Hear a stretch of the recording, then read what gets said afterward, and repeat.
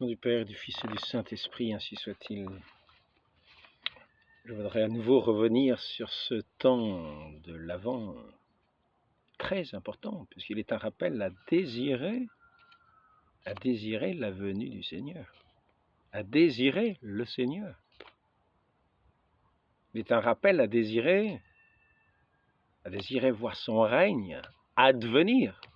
Advenir, voyons tout de suite le rapport avec le mot avant, advienne, advenir, avant. Et j'étais assez étonné parce qu'en lisant il y a plusieurs années les légendes dorées, je ne comprenais pas trop. Je me disais, le temps de l'Avent, c'est le temps qui prépare Noël. Pourquoi est-ce qu'on parle de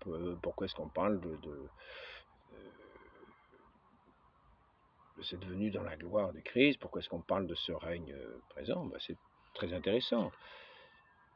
C'est parce qu'en fait, nous préparons en fait à cette venue dans la gloire.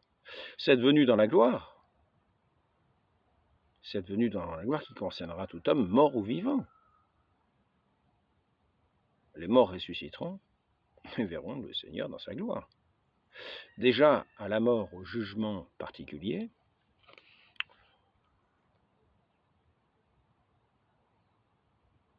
l'âme sans le corps, ce sera la différence avec la résurrection. L'âme sans le corps, cette âme qui a cru dans le Christ, participera d'une certaine manière déjà à la gloire du Christ, parce que le Christ est ressuscité dans son corps glorieux. Ainsi, il verra déjà cette lumière divine, sans attendre ces derniers temps, sans attendre le jugement dernier, sans attendre cette venue dans la gloire dont nous parlons dans le credo. Il reviendra dans la gloire pour juger les vivants et les morts, et son règne n'aura pas de fin. C'est ce que certains reprochent. Mais le règne du Christ, il est où? Un règne qui n'a pas de fin. On ne le voit pas, mais nous n'y sommes pas encore. Nous n'y sommes pas encore. Je ne sais pas ce qui s'est passé. Du rouge, apparemment. Je ne sais pas ce que j'ai vu. Non, ah si. Je ne me suis pas écorché. En fait, je me disais, mais je me suis écorché. Non, en fait, je ne me suis pas écorché. C'est que tout à l'heure, ça faisait des années, on m'a offert au marché une grenade. Pas un outil explosif, non, une grenade qu'on mange. Donc je l'ai coupé en plusieurs, puis j'ai mangé les rondelles comme ça, mais je ne me suis pas rendu compte. En fait, ça tâche énormément, donc c'est la raison. Il ne faut pas s'inquiéter, hein, je ne me suis pas blessé. Donc, nous sommes ici-bas toujours sous cette malédiction du premier Adam, c'est-à-dire ce monde de mort, ce monde voué à la mort, ce monde qui n'est pas tel à cause de notre premier père, de notre humanité, qui a rejeté déjà son Dieu à l'origine, qui a méprisé sa parole, qui n'a pas connu sa parole, qui n'a pas voulu la connaître alors que Dieu lui avait parlé en personne. Revenons à l'ignorance, et nous verrons que cette ignorance est souvent un mépris, non pas une ignorance. J'y reviendrai tout à l'heure, parce que c'est important.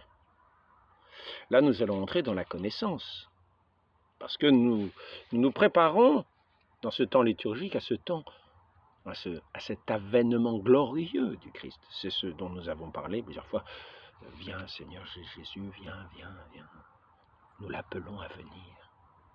Parce que nous sentons intérieurement, nous avons ce désir intérieurement, nous savons ici-bas que nous sommes crucifiés avec le Christ, que nous sommes morts avec lui à ce monde qui passe, pour entrer dans ce monde, dans cette création nouvelle, dans cette terre nouvelle, de cette gloire divine.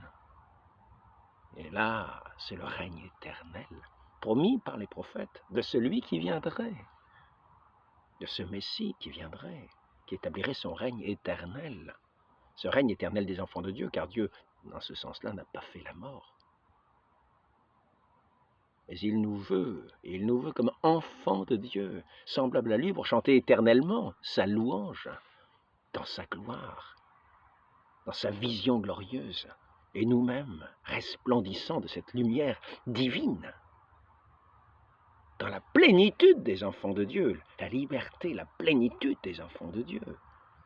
Non pas dans ce monde de corruption due à la désobéissance d'Adam et au mépris. Je me déplace un petit peu parce qu'il y a juste un poteau mais qui cache le soleil. Donc on va essayer de se déplacer. Tout à l'heure je pense que je me redéplacerai en sens inverse. Et donc je regarderai juste ce que la légende dorée dit à ce sujet. L'avent du Seigneur est renfermé dans 4 semaines pour marquer les 4 sortes d'avènements. Ils en parlent de 4 sortes. 4 sortes. Souvent on en retient 3. 4 sortes d'avènements de Jésus-Christ. Savoir en la chair, c'est ce que nous allons fêter. La nativité. Nativité, je montre, pour ceux qui ne savent pas ce que c'est que la nativité, ils en auraient une meilleure idée si ils voient des yeux, car on retient bien des oreilles, mais on retient bien avec les yeux aussi. Et une jolie image, une belle image de la nativité. Je crois que le peintre c'est Adoration des mages de Bartolomé Esteban Murillo. Murillo. Je ne savais pas qu'il était espagnol, Murillo. Donc, en la chair, en l'esprit, c'est-à-dire maintenant, la venue de l'Esprit Saint, et invisiblement, son règne est là, présent déjà, invisiblement, insensiblement. Néanmoins, le bon Dieu sait ce qu'il se passe dans le secret des cœurs. Le Saint-Esprit aussi, qui est le premier concerné dans ce règne. En la chair, en l'esprit, en la mort et au jugement.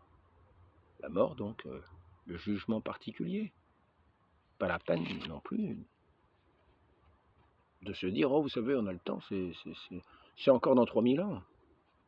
Ça fait 2000 ans déjà, ça sera peut-être dans 10 000 ans. Voilà. Ne vous inquiétez pas. Non, déjà, peut-être ce soir, il y aura la grande rencontre. On dira, et certains sont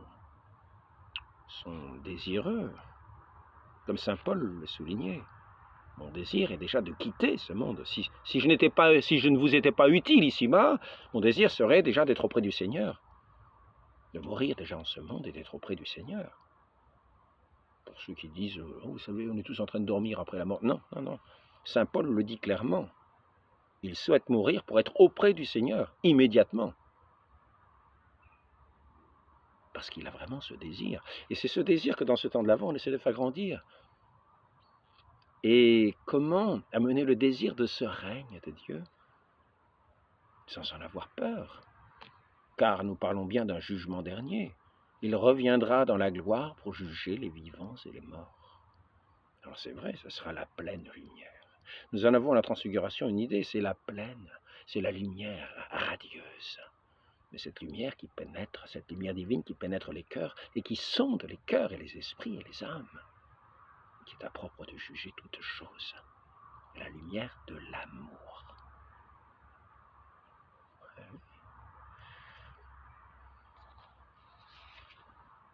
Donc, si nous n'aimons pas parce que nous rejetons Dieu, comme notre premier père a rejeté son Dieu en méprisant sa parole, en écoutant la parole du serpent, craignons, et surtout, écoutons Saint Jean-Baptiste, changeons de chemin.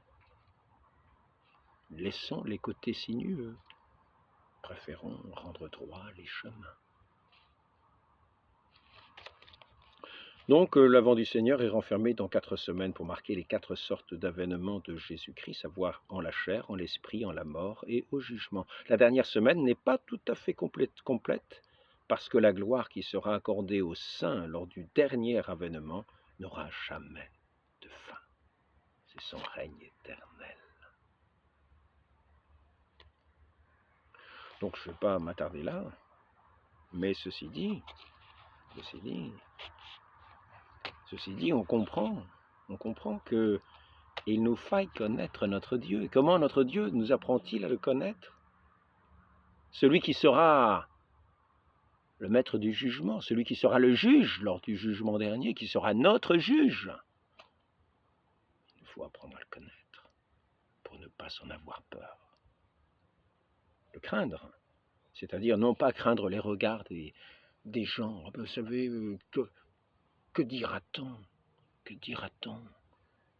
Mais il faut apprendre à dire plutôt que dira le bon Dieu. Que dira le bon Dieu? Comment vais-je agir maintenant pour lui plaire? Non pas pour simplement plaire, que dira-t-on? Non, c'est pas que dira-t-on. Parce que le jugement, il va venir. Jugement particulier, peut-être ce soir, peut-être demain, peut-être tout à l'heure, peut-être dans 10 ans, peut-être dans 20 ans. La providence de Dieu agit en toutes choses. Prend le moment propice. Tel un voleur, il survient. Et hop, nous sommes partis à la rencontre de celui que nous n'avions pas appris peut-être à désirer dans notre vie, pour mettre en pratique sa parole, pour nous convertir, c'est-à-dire mettre en pratique sa parole, c'est-à-dire à l'aimer. Aimer notre Seigneur, apprendre à l'aimer, désirer sa venue dans l'esprit. Alors maintenant, pour nous apprendre à ne pas avoir peur de lui, à nous apprendre à le connaître, à apprendre qu'il est tout de bonté, il vient, il se fait petit enfant. Notre Dieu s'est fait petit enfant. Celui qui sera le grand juge de tout et de tous se fait petit enfant. Pour que nous apprenions à connaître sa bonté infinie.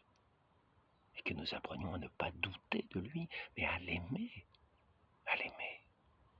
Il se fait petit enfant, il a grandi sous les yeux de ses parents, il se fait docile et obéissant. Obéissant, tellement obéissant. Il est obéissant jusqu'à la mort. Il se fait le serviteur de tous. Que le premier parmi vous soit le serviteur de tous. Qui est le premier, sinon la tête de l'Église? Le Christ. C'est lui le serviteur de tous. Il s'est fait le serviteur de tous. Il nous a appris à le connaître. Celui qui sera le grand juge que nous redoutons peut-être, et nous ne souhaitons pas forcément que cette venue glorieuse arrive, parce que nous ne sommes peut-être pas prêts, nous apprend à le connaître. Dans son humilité, dans sa douceur, dans sa bonté, lui qui venait rendre la vue aux aveugles, rendre l'ouïe aux sourds, faire marcher les boiteux, leur apprendre à marcher sur ce sentier droit de la vie, non pas de la mort, non pas de ce règne de mort d'ici-bas que nous avons.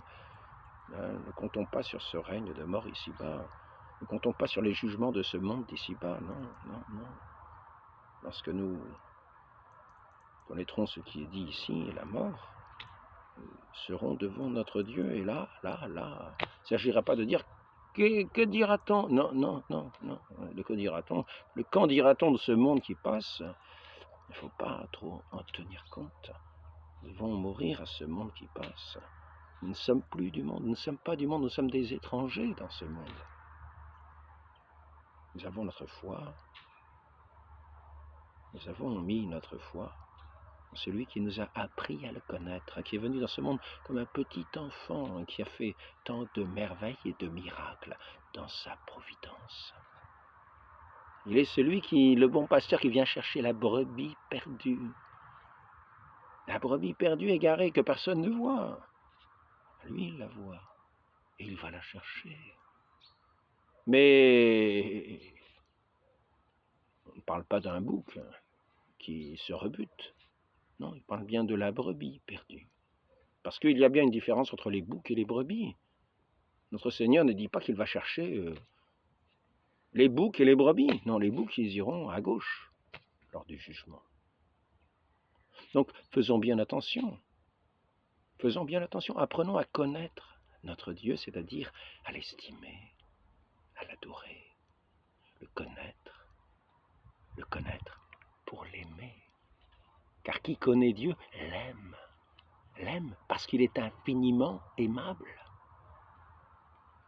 Doux comme le miel, infiniment aimable. Et il s'est donné à connaître dans son amabilité. Il ne s'agit pas d'avoir foi en un Dieu terrible. Non, avoir foi, c'est croire en l'amour de Dieu. C'est la louange que nous lui adressons comme étant notre Père. Bon, le poteau ne bouge pas, mais le soleil, certains diront que c'est la terre qui se déplace. Bon, c'est vrai qu'on a l'impression que c'est le soleil. Bon, alors je vais me déplacer à nouveau, mais en sens inverse comme ça. Maintenant qu'il est passé, hein, on ne sera plus gêné. Ça nous indique que le temps passe, que chaque seconde passe et est importante, que nous ne devons pas perdre notre temps, parce qu'ensuite c'est l'éternité, le règne éternel. On ne revient pas sur le passé après. Le passé est le passé. Tout passera en jugement.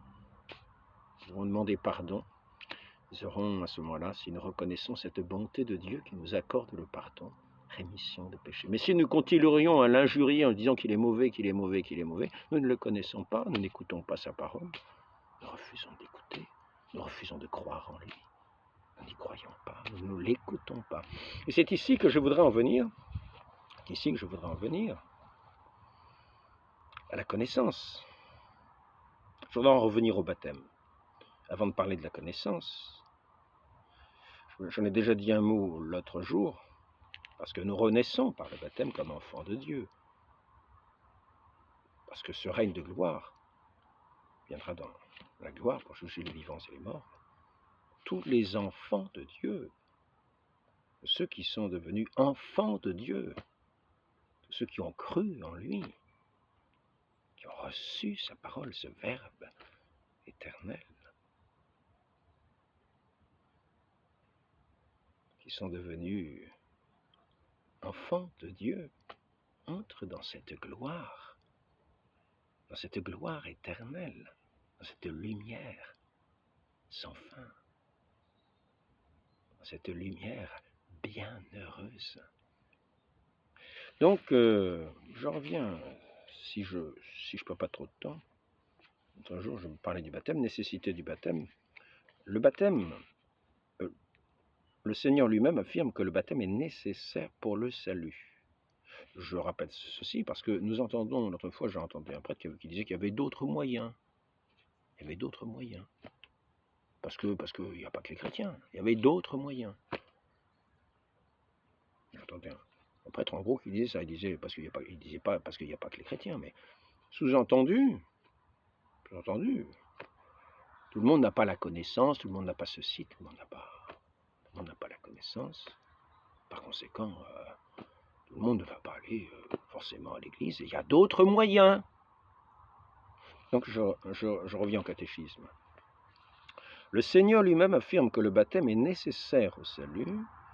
Aussi a-t-il commandé à ses disciples d'annoncer l'évangile et de faire baptiser toutes les nations. Alors, premier rappel, c'est le catéchisme qui dit ce que je dis, catéchisme de l'Église catholique, écrit sous Jean-Paul II, sous Saint Jean-Paul II. Et c'est aussi, si le catéchisme le dit, c'est parce qu'on souligne que c'est notre Seigneur qui nous l'enseigne. Je répète, le Seigneur lui-même affirme que le baptême est nécessaire au salut. Ainsi a-t-il commandé à ses disciples d'annoncer l'évangile à toute créature, rappelons-le, à toute créature. Il ne dit pas que certains, non, ils auront autre chose, avec d'autres moyens. Il n'est pas dit ça. Donc, c'est pour ceux qui auraient tendance à ouvrir une porte que l'Évangile n'ouvre pas, que notre Seigneur n'ouvre pas de telle manière que eux l'ouvrent, pour la faire... L'Église universelle, c'est le monde entier. Non, ce n'est pas ça du tout. Donc, le Seigneur lui-même affirme que le baptême est nécessaire pour le salut. Aussi a-t-il commandé à ses disciples d'annoncer l'Évangile, de baptiser toutes les nations. Le baptême est nécessaire au salut pour ceux auxquels l'Évangile a été annoncé et qui ont eu la possibilité de demander ce sacrement. l'Église. Alors, il faut comprendre ce que les mots veulent dire. Qui ont eu la possibilité, ceux qui ont eu la possibilité de demander ce sacrement. C'est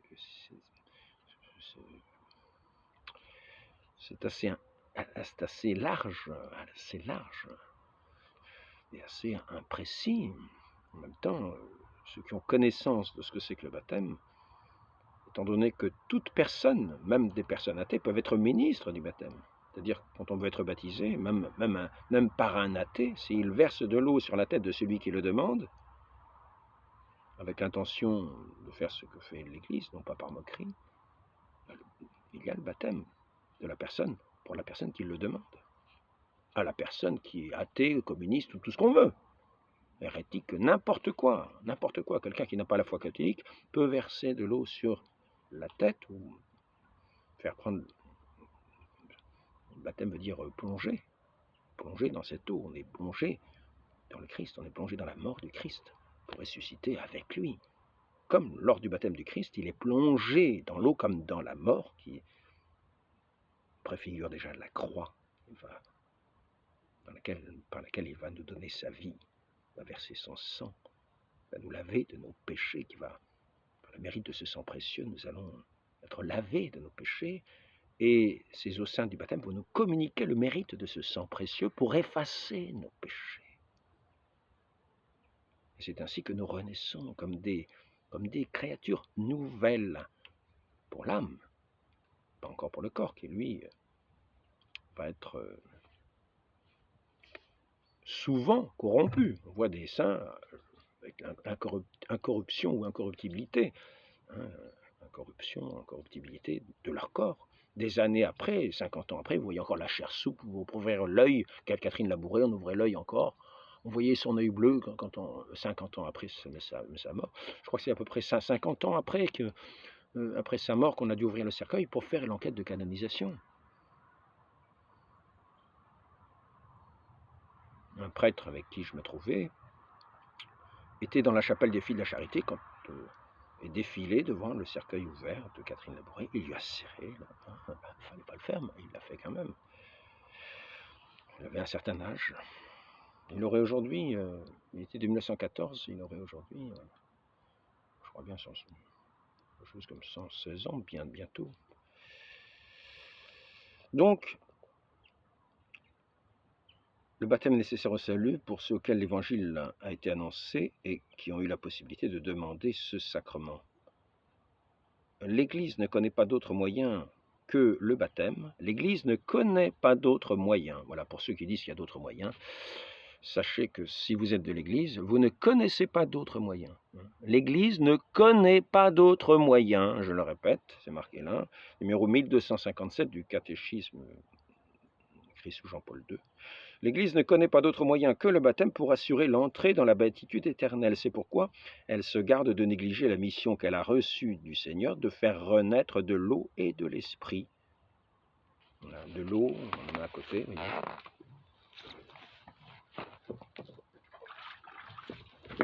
Un petit peu d'eau.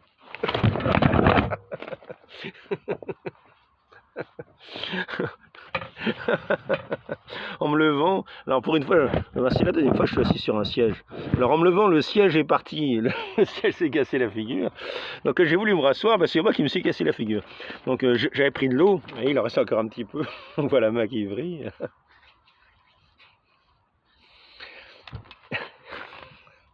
La démonstration n'est pas évidente. Bon, donc nous en sommes toujours ici. Se garde de négliger la mission qu'elle a reçue du Seigneur de faire renaître de l'eau et de l'esprit tous ceux qui peuvent être baptisés. Mais qui ne peut pas être baptisé, en fait? On pourrait se poser la question, qui ne peut pas être baptisé? Un nouveau-né peut être baptisé. Tout nouveau-né peut être baptisé. Donc, qui ne peut pas être baptisé? Alors, tous ceux qui peuvent être baptisés. Dieu a lié le salut au sacrement du baptême, mais il n'est pas lui-même lié à ces sacrements. Depuis toujours, l'Église, nous le laissons juge, c'est lui le juge. Ne soyons pas jugés à sa place. Depuis toujours, l'Église garde la ferme conviction que ceux qui subissent la mort en raison de la foi, sans avoir reçu le baptême, sont baptisés par leur mort pour et avec le Christ. Ce baptême de sang, comme le désir du baptême, porte des fruits du baptême sans être sacrement. Pour les catéchumènes qui meurent avant leur baptême, leur désir explicite de le recevoir, uni à la repentance de leurs péchés et à la charité, leur assure le salut qu'ils n'ont pas pu recevoir par ce sacrement. Il faut déjà qui est la charité, qui est la repentance véritable, charité. Ça, ne sondons pas les cœurs, pas parce qu'on est catéchumène qu'on a tout ça. Vous comprenez? On est catéchumène pour faire plaisir à ses parents, pour faire ceci, parce qu'on a un vague désir, mais on n'a pas forcément conscience des péchés qu'on commet. Et on n'en a pas forcément la repentance. Donc l'Église ne connaît pas d'autre moyen assuré que le baptême. Je répète la phrase, parce que c'est quand même ça qui est important. Alors ensuite, après ça, il y a aussi, vous voyez, je reprends. L'Église ne connaît pas d'autre moyen que le baptême pour assurer l'entrée dans la béatitude éternelle. Voilà. Et ceux qui sont baptisés de cette manière-là, s'ils meurent aussitôt après le baptême, là, ils sont assurés, parce qu'ils sont des créatures nouvelles. S'ils meurent aussitôt après, bienheureux sont-ils. Bienheureux sont-ils. Les parents seront peut-être moins bienheureux, ou leurs proches seront peut-être bien moins heureux. Mais en tout cas, ils auront fait leur trajet rapidement sur cette terre, sans risque de perdre leur salut éternel, et sans risque d'être jugés au moment de cette venue dans la gloire de notre Seigneur, qui viendra en pleine lumière. Il verra son enfant, âme et corps ressuscité. Il invitera dans sa pleine gloire, dans son royaume éternel, des enfants de Dieu. De ce Dieu qui a créé et qui les a fait venir au monde pour être enfants de Dieu, être ses enfants.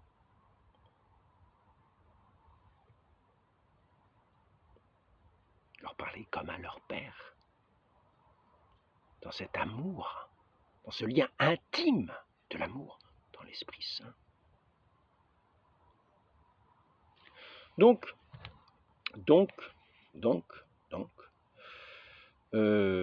voilà, l'ignorance.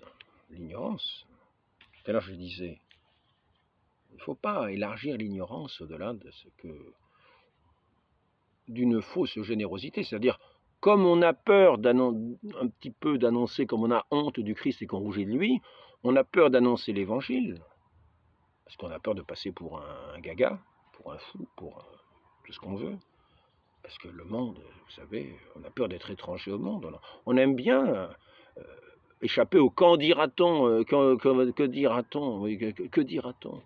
Souvent, nous sommes du monde, en bonne partie du monde. Nous sommes sous le regard humain. Nous sommes dirigés par le regard des autres. Souvent, même si nous allons à l'église.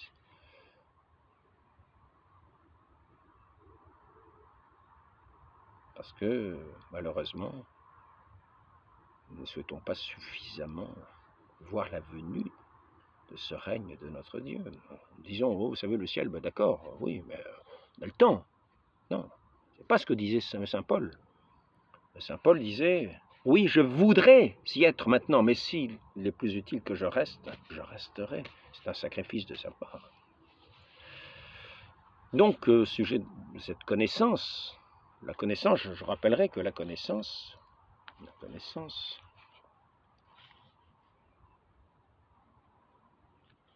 qu'est-ce que la vie éternelle? La vie éternelle est de vous connaître, vous le seul vrai Dieu et celui que vous avez envoyé, Jésus-Christ. La vie éternelle est de te connaître, toi, le seul vrai Dieu et celui que tu as envoyé, Jésus-Christ. Saint Jean, chapitre 17, verset 3, c'est notre Seigneur qui parle. Voilà la vie éternelle. Ce n'est pas l'ignorance qui fait que finalement, comme on ne sait pas, on ne va pas être baptisé, on ne va pas entrer dans cette église, on ne va pas devenir enfant de Dieu par le baptême, on va trouver un autre moyen. Non ? La vie éternelle, ce n'est pas l'ignorance. L'ignorance est une défaillance. Notre Seigneur dit « Je suis le chemin ». Ne croyons pas qu'ignorer le chemin est une qualité pour arriver au but. Quand on ignore le chemin, souvent on n'arrive pas au but. On peut y arriver, avancer comme ça, vous tomberez peut-être dans un trou, vous serez peut-être arrivé au but. Donc, cette ignorance, sachons-le, n'est pas toujours une ignorance. Si par exemple, vous, à la mairie, dans un village, ils disent bon, ben, ce week-end, dimanche matin, grand-messe de la mairie, tous ceux qui passeront à la mairie auront un billet de 1 000 €. Bon, c'est juste une mesure de la mairie. Ils n'ont même pas diffusé ça par haut-parleur. Il n'y a pas eu besoin de vraiment de le dire. Il y a un truc qui est signé, les adjoints le connaissent. Oh, dis donc, t'as vu ça, tous ceux qui viennent. Antoine, viens vite dimanche, il y a 1 000 € pour ceux qui viennent à la mairie. Vous croyez que les environs de l'Aillé ou de la mairie de l'Aillé, là, vous croyez que les environs de la mairie de l'Aillé vont rester longtemps dans l'ignorance de cette mesure, communale? Je crois bien qu'on l'entendra même à Rennes. Je crois bien qu'on l'entendra même encore à Fougères. Et si on passe à la mairie, il ne faut pas que ça aille trop loin, parce que le voyage, si c'est 10 000 € là, on va venir du pôle Nord. Si vous dites 10 000 € ou 100 000 €, tous ceux qui passent à la mairie, mais sans le crier, signer le décret, tous ceux qui passent à la mairie de l'Aillé, ce week-end, ont 100 000 €. Hein, tiens, t'as entendu? Tous ceux qui passent à la mairie de l'Aillé, ils ont 100 000 €. Vous croyez que ça va rester dans l'oreille d'un sourd, non? Franchement, vous croyez que ça va rester ignoré longtemps? Alors, si par contre on se dit c'est une farce, j'y crois pas, ben là on ne tient même pas compte, on va même pas en parler. On va dire c'est une farce. Vous allez faire courir le bruit, c'est une farce. Oui, c'est une farce. Alors ceux du pôle Sud, on dit mais c'est pas la peine de te déplacer, c'est une farce. Ah si, c'est une farce, je vais pas faire le voyage. Le voyage difficile là, de la foi, est une farce. Donc c'est là que il y a la foi. Est-ce que nous croyons au bon Dieu ou est-ce que nous croyons que c'est une farce? Est-ce que nous méprisons le bon Dieu au point de mépriser sa parole et sa vie éternelle? C'est là la chose. Annoncer l'évangile à toute créature. Ceux qui croiront et seront baptisés seront sauvés. On ne sait pas pourquoi certains vont se mettre à mépriser, ou plutôt, on a une idée.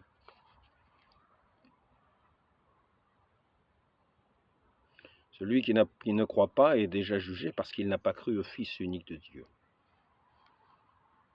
Donc en fait, c'est facile d'ignorer.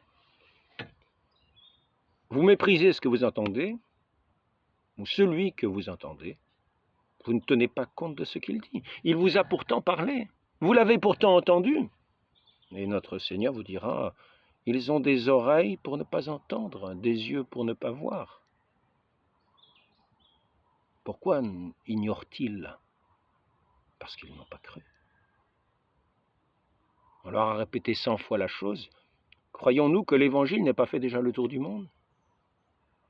Croyons-nous que cet Évangile, cette bonne nouvelle du salut des hommes, de cette vie éternelle que Dieu nous donne pour être enfants de Dieu dans la vie éternelle, à la suite du Christ, qui a donné sa vie pour nous sur la croix, qui est ressuscité. Croyons-nous que cette nouvelle n'a pas fait le tour de la terre déjà? Qu'elle n'est pas déjà passée par toutes les oreilles pratiquement de tous les hommes sur cette terre? Et il y a pourtant ceux qui méprisent et ceux qui croient. Alors ceux qui croient qu'à l'Aillé on va donner 100 000 €, ils vont venir du pôle Nord. Mais ça ne donnera pas le salut. Par contre, ceux qui croient en notre Seigneur Jésus-Christ et qui auront à peine entendu la parole, mais c'est le Saint-Esprit qui agit en eux, qui leur fait retenir cette parole comme sur une bonne terre, pour la faire fructifier. Le moindre talent qui sera donné, on donnera 30, 60. Alors que l'autre, qui l'aura méprisé, ah, je ne crois pas en la bonté de Dieu. Ah, ce Dieu, regardez le monde comment il est. Regardez le monde comment il est. Je ne crois pas en cet évangile. Oui, mais ils ne croient pas. C'est pas qu'ils ne connaissent pas, c'est qu'ils ont entendu, mais c'est comme s'ils n'avaient pas entendu. Ils ont des oreilles pour ne pas entendre et des yeux pour ne pas voir. C'est le mépris de Dieu. Et il y a des raisons. Tout homme, tous les prophètes rendent de lui ce témoignage que tout homme qui croit en lui reçoit par son nom la rémission de ses péchés. Oui, c'est ce que dit notre Seigneur. Allez annoncer l'évangile à toute créature, ceux qui croiront et seront baptisés seront sauvés. Ceux qui croiront parce qu'ils auront entendu. Et parce qu'ils auront entendu en croyant. Ils auront cru en entendant. Ils n'auront pas méprisé en disant non, on ne connaît pas. Ben non, on ne connaît pas. Ah ben on n'a jamais entendu. L'ignorance invincible. Non, mais c'est l'ignorance invincible, ce n'est pas ça. L'Église enseigne une ignorance invincible, une possibilité d'une ignorance invincible. Mais n'élargissons pas la porte au point de nous dire que tout est ignorance invincible. N'oublions pas cette histoire de de cette mesure communale, 100 000 €. Ouais. Ça, il n'y a pas besoin. Et si vous voulez, par exemple, moi, je ne connais rien du tout aux motos. Mais ceux qui sont au fait des motos, ils savent le dernier modèle de telle marque, etc. Moi, les motos, ça ne m'intéresse pas. Par contre, ce qui intéresse tout le monde, c'est le salut de chacun, de cette vie éternelle, ce sont nos fins dernières. C'est notre humanité, pour laquelle Dieu a donné sa vie. Et il la donne tous les jours.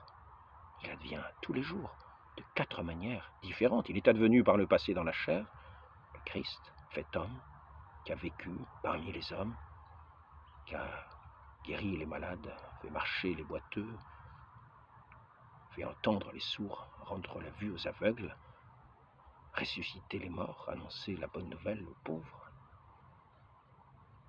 Et nous avons vu ça tout au long de l'histoire de l'Église. Celui qui est venu dans la chair, et certains saints ont continué à la suite du Christ, cette œuvre du Christ. Le Christ qui disait « Vous ferez des œuvres plus grandes encore car je m'en vais ». Et nous avons vu tous ces saints dans l'histoire de l'Église faire ces œuvres merveilleuses de Dieu qui agit dans sa providence. Ne croyons pas que la providence manque tous les jours. Ne croyons pas en un Dieu impuissant. Notre credo nous dit, pour commencer, je crois en Dieu, le Père Tout-Puissant, Tout-Puissant, Tout-Puissant, en toutes choses et partout, à chaque instant.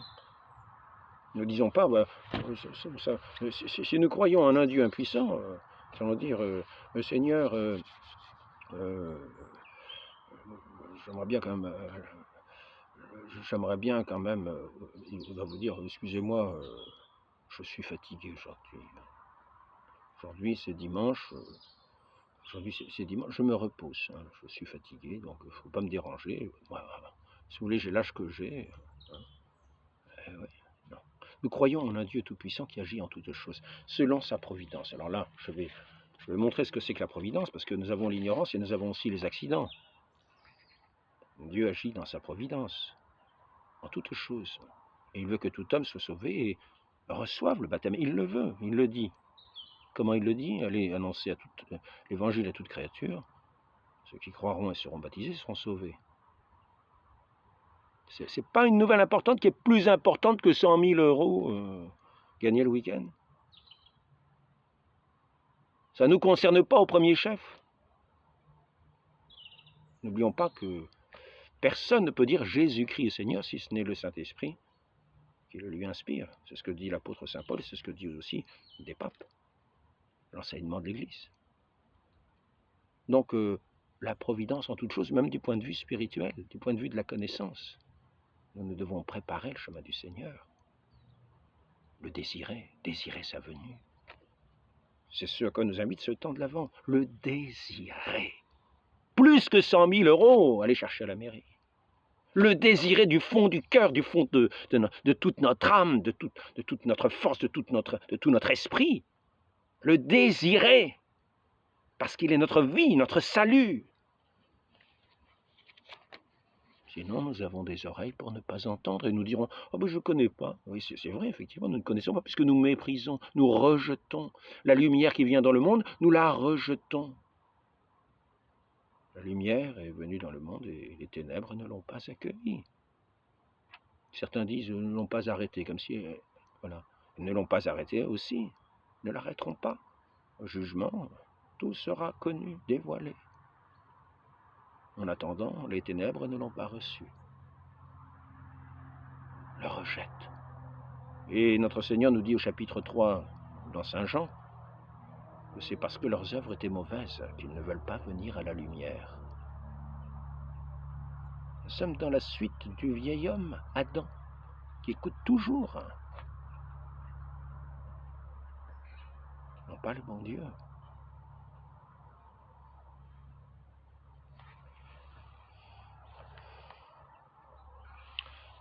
Alors ici, aux hommes, Dieu accorde même le pouvoir de pouvoir participer librement à sa providence en leur confiant la responsabilité de soumettre la terre et de la dominer. Dieu donne ainsi aux hommes d'être causes intelligentes et libres afin de compléter l'œuvre de la création et parfaire l'harmonie pour leur bien et celui de leur prochain. Coopération souvent inconsciente de la volonté divine, les hommes peuvent entrer délibérément dans le plan divin par leur action, par leur prière, mais aussi par leur souffrance. Ils deviennent alors pleinement collaborateurs de Dieu et de son royaume. C'est une vérité inséparable de la foi en Dieu, le Créateur. Dieu agit en tout agir de ses créatures. Il est la cause première qui opère dans et par les causes secondes. Car c'est Dieu qui opère en nous à la fois le vouloir et l'opération même au profit de ses bienveillants desseins. Catéchisme numéro 308 de Saint, qui a été écrit sous Saint Jean-Paul II. Si nous voulons prendre le catéchisme, de Trente, nous allons voir le semblable. N'allons pas croire que son œuvre, une fois achevée et terminée par lui, ait pu subsister sans sa puissance infinie. De même, en effet, que pour exister, tout a eu besoin de sa souveraine puissance, de la sagesse et de la bonté du Créateur. De même, il est nécessaire que l'action de la Providence s'étende constamment sur tout ce qu'il a créé. Constamment. Sur tout ce qu'il a créé, sans exception. Voilà pourquoi nous disons, je crois en Dieu, le Père Tout-Puissant. Donc apprenons à le connaître. Apprenons à le connaître et confions-nous en lui. Ce n'est pas à la mairie qu'ils sont tout puissants. La mairie, l'église est fermée le dimanche. Je crois que l'église appartient à la mairie. Elle a confié la responsabilité aux prêtres. Et par conséquent, c'est fermé le dimanche. Voilà. Fermé le dimanche quand c'est pas la messe. Mais toute la journée, c'est fermé le dimanche. Si on veut aller pour obtenir des indulgences plénières pour les défunts, il faut aller dans une autre église. Il faut aller par Rennes. C'est pour ça que je suis pas bon en vélo, mais par la force des choses, je pédale. Donc, apprenons à connaître notre Dieu et à l'aimer.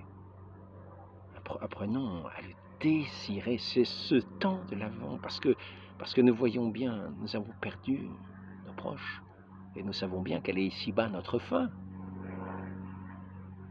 Nous voyons bien toutes ces souffrances, toutes ces douleurs, toutes ces pertes, tous ces travers, tous ces orgueils cachés, toutes ces qui paraissent des airs de sainteté, toutes ces choses dont nous nous plaignons quotidiennement. Ah, si le bon Dieu, s'il y avait le bon Dieu, je ne serais pas comme ça. Mais très, très bien, encore une injure. Apprenons à le connaître. Apprenons à connaître sa bonté. Apprenons à le louer. Et abandonnons-nous à lui. Mourons avec lui dans les eaux saintes du baptême à ce monde. Ici-bas, nous vivons en espérance, dans ce grand jour de cette gloire divine. Et ce n'est pas un monstre qui va advenir dans la gloire, ce n'est pas un monstre. Il nous a donné de le connaître. Et il nous a montré toute sa vie qui était un don de lui-même dans la pauvreté et l'humilité. Soyons attentifs Aimons l'humanité. Regardez ces bons bergers qui sont venus à l'écoute des saints anges. Ils ne se sont pas dit c'est une hallucination collective. Non. Ils savent le prix de l'humanité. Ils reconnaissent leur Dieu. Ils adorent leur Sauveur. Faisons de même. Apprenons à marcher à sa suite. Le royaume des cieux appartient à ceux qui ressemblent à ces petits-enfants, nous dit notre Seigneur. Ne le redoutons pas comme ça, aimons-le, c'est-à-dire écoutons-le, c'est-à-dire faisons ce qu'il nous dit.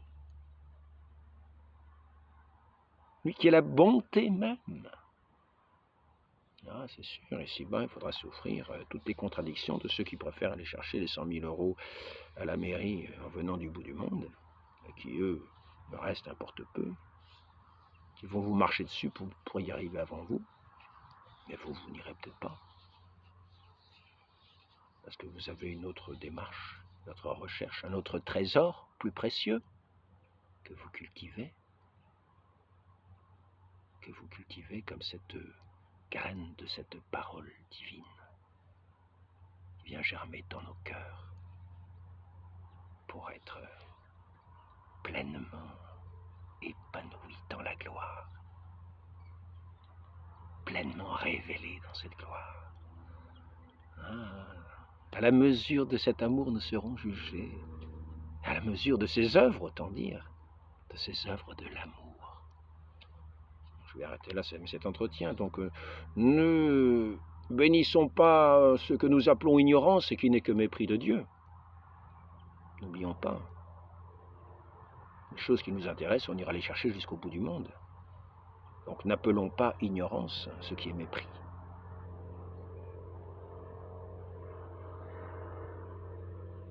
Je répète ce qui est dit ici.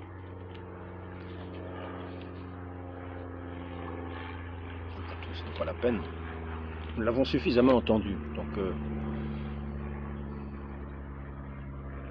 pour terminer cet entretien, je dirais, préparons-nous à fêter Noël, la venue de notre Sauveur, dans toute sa candeur, dans toute son innocence, dans toute sa beauté, de cette enfance où tout renaît. Demandons à la très sainte Vierge Marie, la mère du Sauveur, mais toute pure, la très sainte Vierge, l'Immaculée Conception, qui a entendu la parole de l'ange et qui a conçu du Saint-Esprit le Verbe éternel. Même entendons la parole de Dieu et concevons-la en nous-mêmes pour qu'elle produise des fruits de salut. Ô Marie conçue sans péché, priez pour nous qui avons recours à vous, ainsi soit-il, au nom du Père et du Fils et du Saint-Esprit. Amen.